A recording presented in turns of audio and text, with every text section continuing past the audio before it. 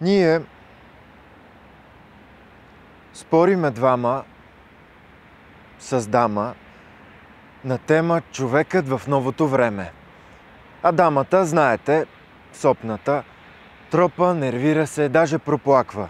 Заливаме скални потоци от ропот и град от словесна атака. Почакайте, казвам. Почакайте. Нека, но тя ме прекъсва сърдито. Ах, моля, запрете, аз мразя човека, не струва той вашата защита. Аз четох как някой насякал секира, насякал сам брат си. Човека. Измил се, начерква очи, подире и после му станало леко. Смутено потръпнах и стана ми тежко. Но аз понакуцвам в теория и рекох полека, без злоба, човешки, да пробвам с тази история. Тя, случката, станала в село Могила.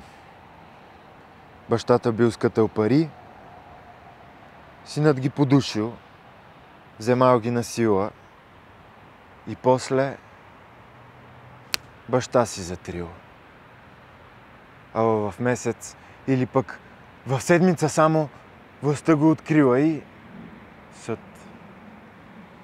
Но в съдът не потупват по рамото, а го осъждат на смърт. Отвели тогава злодеят злосторен, затворили този субект, но в затвора попаднал на хора и станал човек. Не зная с каква закваса заквасен, не зная и как е замесен, но своята участ от книга по-ясна му станала с някаква песен. Торнали ся атрисюри от зимона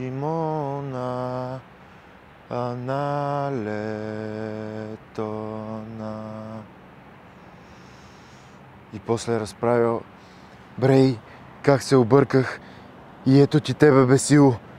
Не стига ти хлеба, залитнеш от мъка и стъпиш погрешност на гнило. И чакаш така като скот с котобойна, въртиш се в очите ти ножа. Ех, лошо! Лошо светът е устроен. А може. По-иначе може.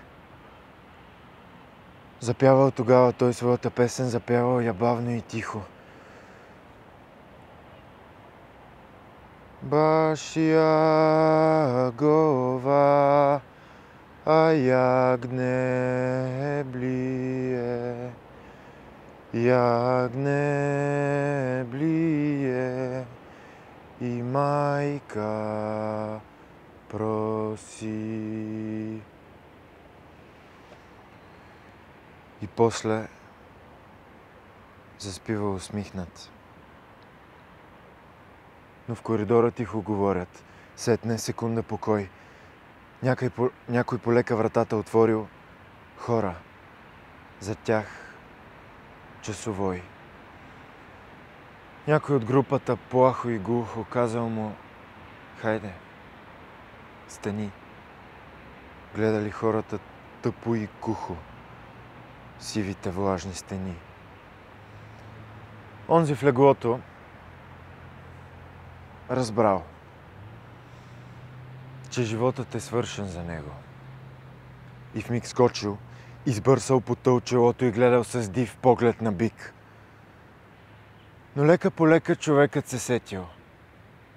Страхът е без полза, ще мре.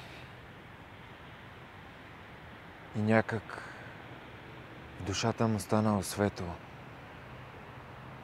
Да тръгнем ли? Казал. Добре. Той тръгнал. След него те тръгнали също и чувствали някакъв хлад. Войникът си казал: веднъж да се свърши.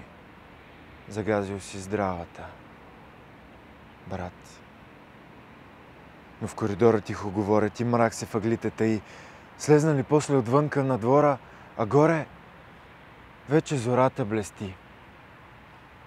Човекът погледнал зората, в която се къпела с блясък звезда и мислил за своята тежка, човешка, жестока, безока съдба. Тя, моята, свърши. Ще висна обесен, но Белким се свършва с мен. Животът ще дойде по-хубав от песен, по-хубав от пролетен ден. Споменал за песен и нещо се сетил. В очите му пламък цъфтял. Усмихнал се топло, широко и светло. Отдръпнал се. После запял. Tornali sia a Trisiuri, o zimona analetona, mojna majka a malko doji, malko doji i mnogo гои.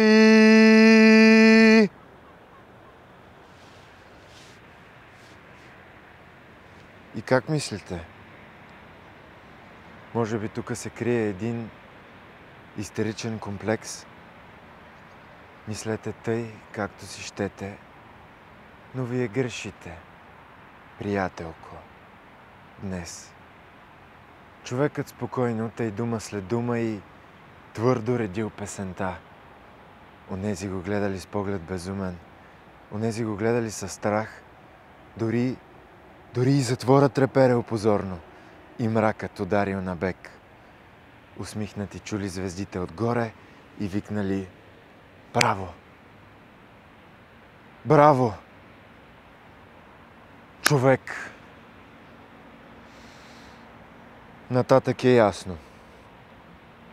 Въжето изкусно през шията, после смъртта.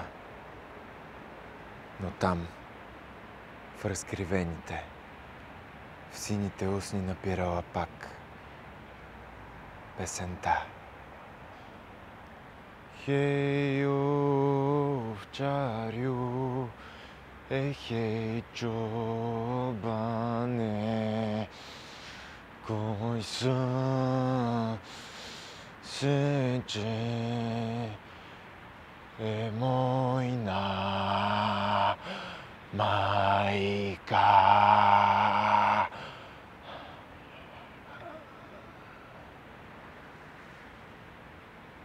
И тук започва развръзката, значи.